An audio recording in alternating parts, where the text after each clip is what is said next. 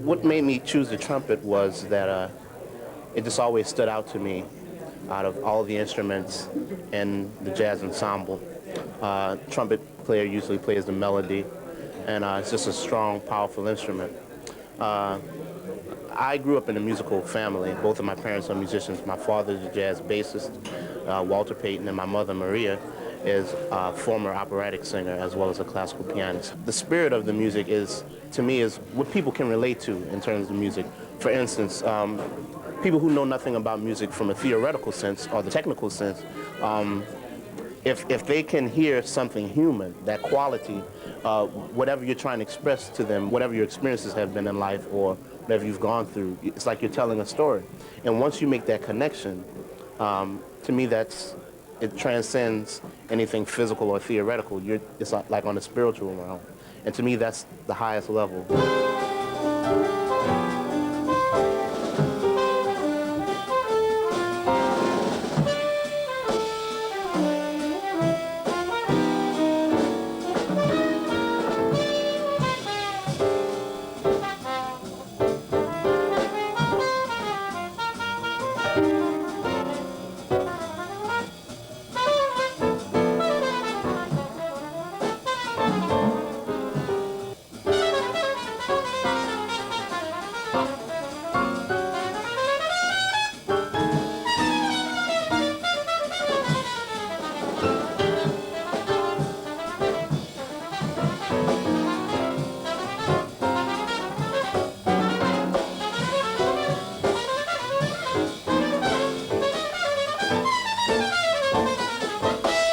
I wanted to establish myself as a composer, as well as to represent the fact that I have studied the standards and did some amount of studying of the tradition of the music, which is very important to me. I mean, you have to establish yourself and ground yourself within the tradition before you can do your own thing. My mother would always tell me, reach for the stars. My father would always encourage me that if whatever it is that I want to do it and do it right. A mediocre job is not tolerable. Composition can happen at any time. Traveling, performing. For instance, I was just in Europe and I was in Prague, and I walked into the embassy there and I saw a piano, and as I looked at the piano I heard a melody. And it was a very insistent melody. It wouldn't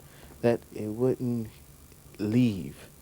So after mingling or schmoozing, whatever have you, I sat down at the piano and with this melody in my head proceeded to work out a composition. I always want people to wonder, what the heck am I going to do next?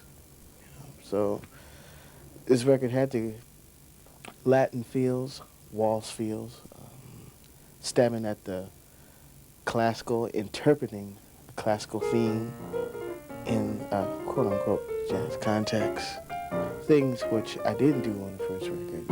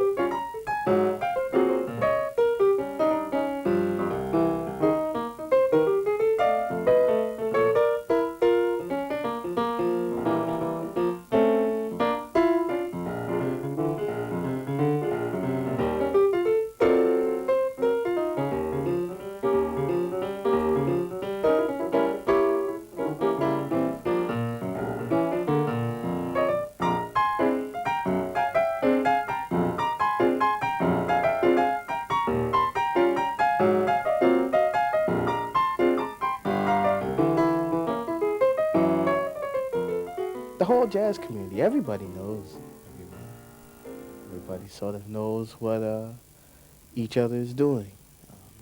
Everyone has played with each other at one time or another. And it's fun when there's stuff going on like the North Sea Jazz Festival or some of the jazz festivals that go around.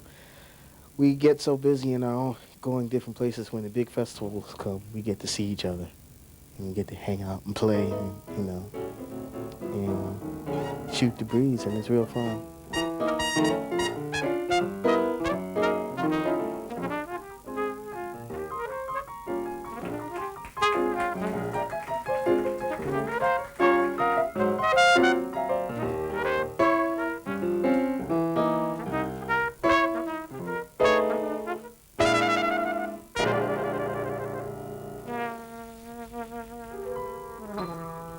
The wonderful thing about working with Elvin, he's one of the greatest drummers in the world, or ever, period.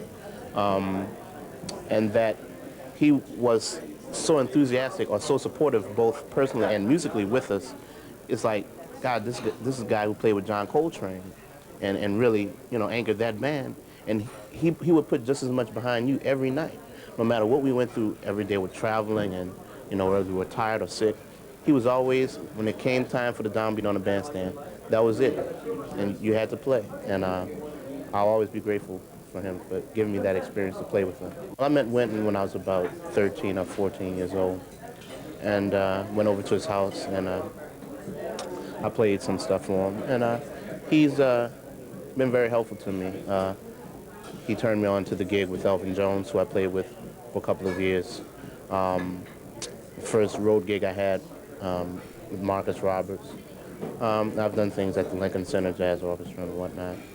So it provided a lot of opportunity for me to play. You play hard, and you do the best that you can. The word goes out on you. Yeah, man, you better check out that Chestnut cat, man. He got something happening. So people start to think, and at the appropriate time, I got a call from Betty Carter. I said, I like what you're doing. Would you be interested in working with me? I'm like, wow, sure. Same thing with Winter Marsalis, Branford Marsalis, Kathleen Battle.